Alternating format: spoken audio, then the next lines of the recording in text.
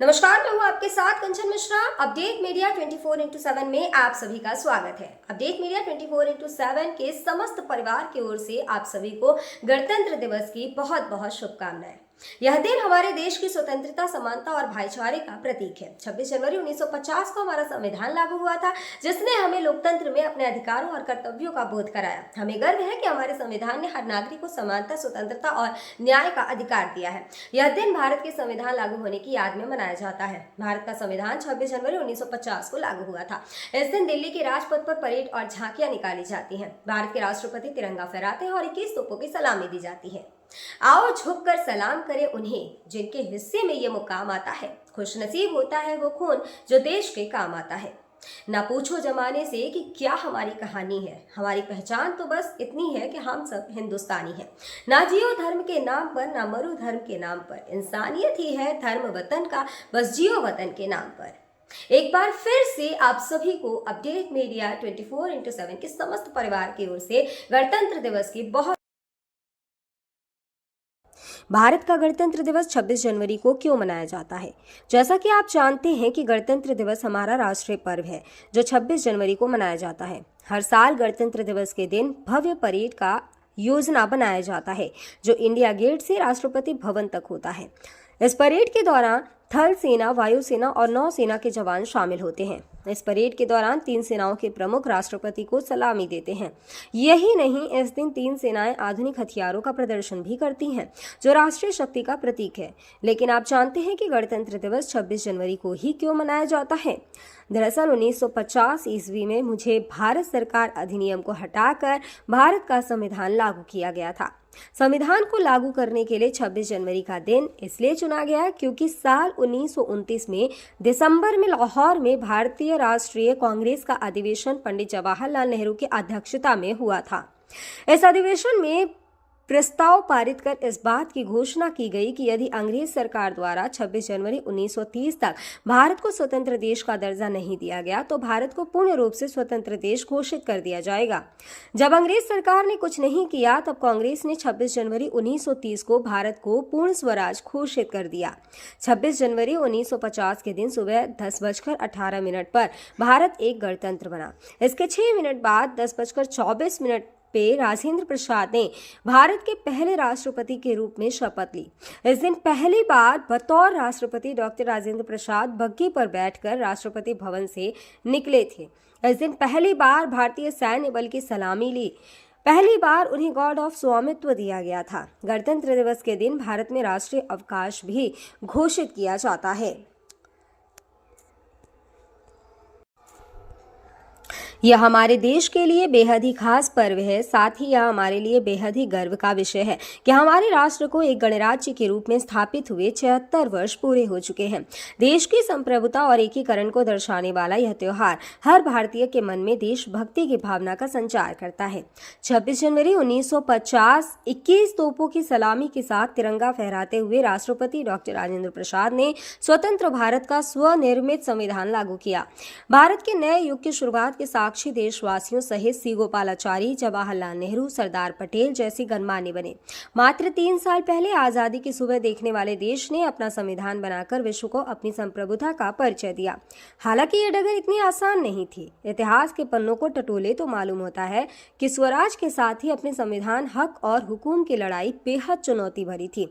दरअसल अंग्रेजों की गुलामी से त्रस्त देशवासियों को प्रथम विश्व युद्ध के दौरान एक सुनहरा अवसर हाथ लगा जब ब्रिटेन की ओर से मदद की गुहार लगाई गई। भारतीयों ने सहर्ष प्रस्ताव स्वीकार किया और वर्ल्ड वॉर में ब्रिटेन के साथ खड़े नजर आए। यह उद्देश्य के साथ कि उन्हें आगे चलकर अंग्रेजों की हुकूमत से आजादी मिल जाएगी। लेकिन एक बार फिर अंग्रेज अपनी बात से पलटते नजर आए और आजादी के बदले लेकर आए भारत सरकार अधिनियम 1919। इस अधिनियम का असर ये रहा कि देश के कुछ बड़े प्रांत में दोहरी शासन प्रणाली व्यवस्था लागू हुई। इसके तहत स्वास्थ्य, शिक्षा, कृषि जैसे विषयों को भारतीय मंत्रियों के सम्मुख सौंप दिया गया था। वहीं दूसरी तरफ से सैन्य, रक्षा और विदेशी मसले जैसे अहम मुद्दे वायसराय के अधिकार क्षेत्र में रहे। इसके अनुरूप भारतीयों को यह आश्वासन दिया गया कि इस अधिनियम से पड़ने वाले प्रभावों का विषय में भविष्य में आकलन किया जाएगा। अंग्रेजों के इसी कदम ने जमीन तैयार की साइमन कमीशन की। जो साल 1928 में भारत की धरती पर दाखिल हुआ। साइमन कमीशन ने बड़े ही नाटकीय अंदाज में संवैधानिक सुधारों की समीक्षा कर अपनी रिपोर्ट तैयार की। लेकिन अब समय बदल गया है। अब देशवासी अंग्रेजों के बहकावे में नहीं आने वाले थे, क्योंकि स्वराज के साथ साथ अपने संविधान की मांग भी धीरे धीरे देशवासियों के मन में परवान चढ़ने लगी थी। साइमन कमीशन रिपोर्ट के बाद देश भर में जमकर आंदोलन हुए। इसे शांत करने के लिए ब्रिटिश सरकार ने राउंड टेबल कॉन्फ्रेंस का आयोजन किया। हालांकि देश के सभी वर्ग के नेता इसमें शामिल नहीं थे, इसलिए ये एक असफल प्रयास सिद्ध हुआ। लेकिन जहां एक तरफ ब्रिटिश हुकूमत भारतीयों के इरादों को एक बार फिर भुलाने के जद्दोजहद में लगी थी, तो वहीं दूसरी तरफ देश के वीर सपूतों ने अपने संविधान का खाका तैयार भी कर लिया था। साल 1928 में मोतीलाल नेहरू सहित 8 कांग्रेस नेताओं ने एक संविधान का मसूदा तैयार किया, जिसकी नींव 1921 में भारतीय राष्ट्रीय कांग्रेस के कराची अधिवेशन में तय की गई थी। इस तरह स्वतंत्र भारत के संविधान की रूपरेखा सजने लगी थी। समय का पहिया आगे बढ़ता गया। फिर आया गवर्नमेंट ऑफ इंडिया एक्ट 1935, जिसे हमारे संविधान का संरचनात्मक आधार कहा जाता है। दूसरे शब्दों में कहें तो यह एक फाउंडेशन बन गया, जिसके ऊपर मौजूदा संविधान की भव्य इमारत खड़ी हो गई। एक्ट 1935 भारत के लिए आज़ादी की सुगबुगाहट के साथ आया, लेकिन आज़ादी की आहट के साथ मुस्लिम लीग और कांग्रेस के बीच मतभेदों की खाई गहरी होती जा रही थी। दोनों के बीच तल्खियां इतनी बढ़ चुकी थी कि बुनियादी मुद्दों पर भी समझौते की गूंज तक नहीं रही थी। हालांकि इन सभी विवादों से आगे बढ़ते हुए भारतीय नेता अपने लक्ष्य की ओर बढ़ रहे थे। दूसरे विश्व युद्ध के दौरान 1945 में सभी पार्टियों की सहमति से संविधान का प्रारूप तैयार कर लिया गया था, जिसे सार्वभौमिक वयस्क फ्रेंचाइजी स्वतंत्रता और समानता के साथ अल्पसंख्यकों के अधिकारों की रक्षा का विशेष ध्यान रखा गया था। इसके साथ ही भारत छोड़ो आंदोलन और आजाद हिंद फौज की निर्भीकता ने अंग्रेजों ने भारत में अनंत काल तक राज करने का सपना चूर चूर कर दिया था। जैसे जैसे भारतीय राष्ट्रीय आंदोलन जोर पकड़ता गया, ब्रिटिश हुकूमत पर संविधान निर्माण के लिए संविधान सभा के गठन का दबाव भी बढ़ता गया। इस गहमा गहमी के बीच आखिरकार 9 दिसंबर 1946 में नई दिल्ली के संवैधानिक हॉल में संविधान सभा की पहली बैठक हुई, जिसमें महात्मा गांधी को छोड़कर उस वक्त के राष्ट्रीय आंदोलन से जुड़ी करीब हर बड़ी शख्सियत शामिल थी, जिसका मुस्लिम लीग ने भारत को 2 हिस्सों में बांटे नए मुल्क पाकिस्तान की मांग को लेकर बैठक का बहिष्कार किया। लिहाजा पहली बैठक में कुल 207 सदस्यों ने हिस्सा लिया, जहां सभा के सबसे वरिष्ठ सदस्य डॉक्टर सच्चिदानंद सिन्हा को सभा का अस्थायी सदस्य चुना गया। हालांकि 2 दिन बाद 11 दिसंबर को डॉक्टर राजेंद्र प्रसाद सभा के अध्यक्ष निर्वाचित हुए और डॉक्टर एच.सी. मुखर्जी और वी.टी. कृष्णमाचारी को सभा का उपाध्यक्ष बनाया गया। इसी कड़ी में आया सुनहरा दिन 15 अगस्त 1947 का, जब गुलामी की बेड़ियों को तोड़ भारत ने आज़ादी की नई सुबह देखी। देशवासियों में जोश भरते हुए आज़ाद भारत के प्रथम प्रधानमंत्री जवाहरलाल नेहरू ने बुलंद आवाज में देश को संबोधित किया। इतिहास के पन्नों में यह भाषण ट्रस्ट विद डेस्टिनी नाम से दर्ज हुआ। इसके साथ ही तेज हुई संविधान निर्माण की प्रक्रिया। आज़ादी के बाद चुनौतियों में इजाफा हुआ। संविधान पर सामग्री की कमी थी, लेकिन उसका सही चयन और उचित व्याख्या का काम बहुत जटिल था।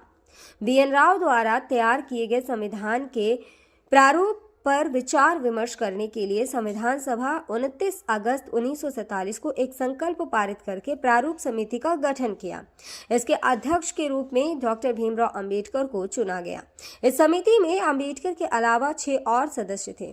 संविधान निर्माण के दौरान कई अहम फैसले लिए गए, जिसके राष्ट्रमंडल के समूह में भारत की सदस्यता, राष्ट्रध्वज का चयन, साथ ही राष्ट्रगान और राष्ट्रनीति का चुनाव शामिल था। यहाँ दिलचस्प बात यह है कि संविधान में सबसे पहले नंबर पर आने वाली उद्देशिका सबसे अंत में पारित हुई।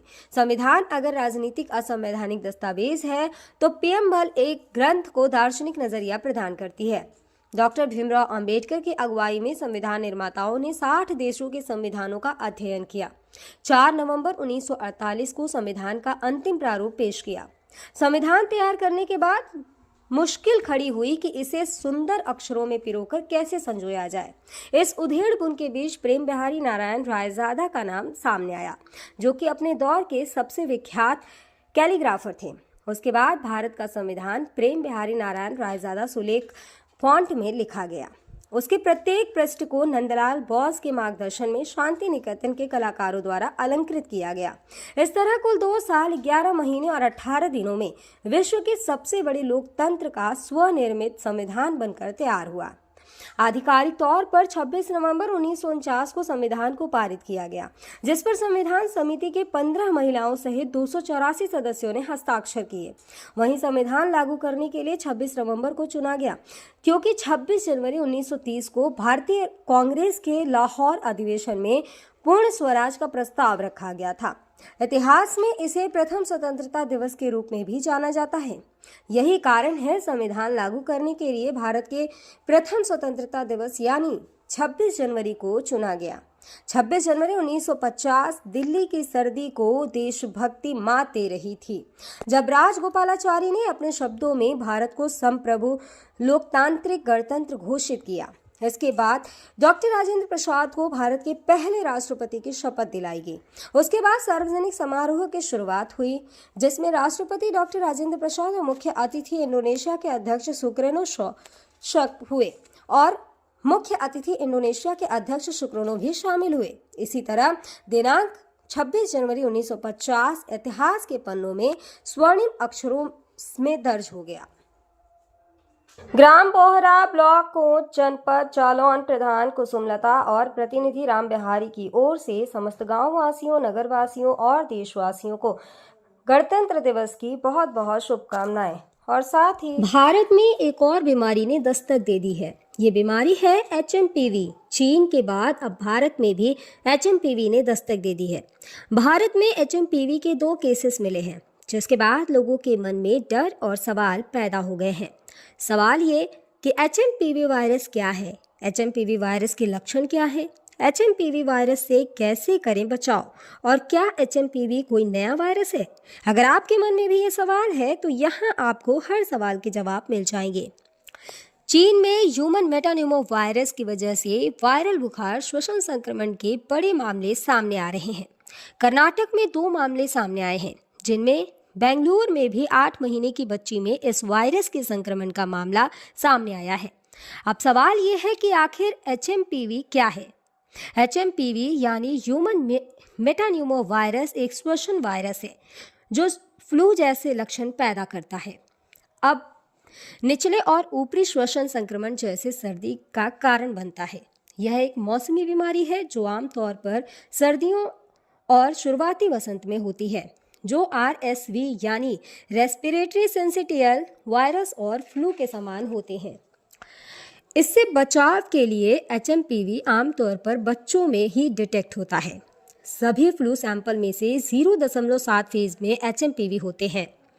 इसके लक्षण है कि HMPV वायरस को ह्यूमन मेटान्यूमो वायरस या ह्यूमो वायरस कहते हैं, जिसके लक्षण काफ़ी हद तक सामान्य सर्दी जुकाम के समान होते हैं। सामान्य मामलों में यह खांसी या गले में घरघराहट, नाक बहने या गले में खराश का कारण बनता है।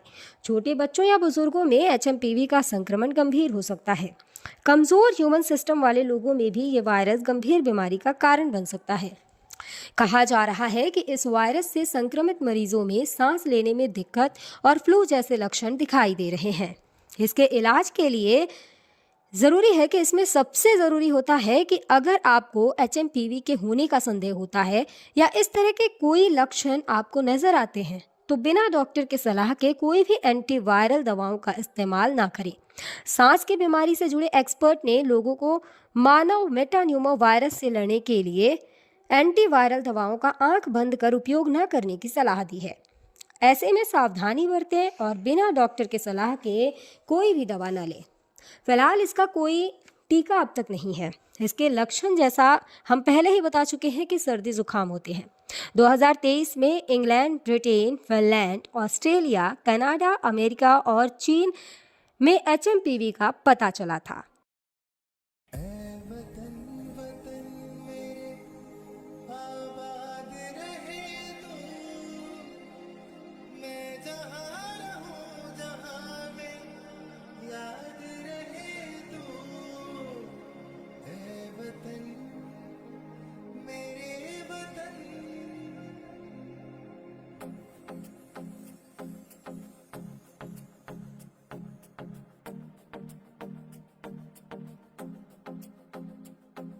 मेरा रंग दे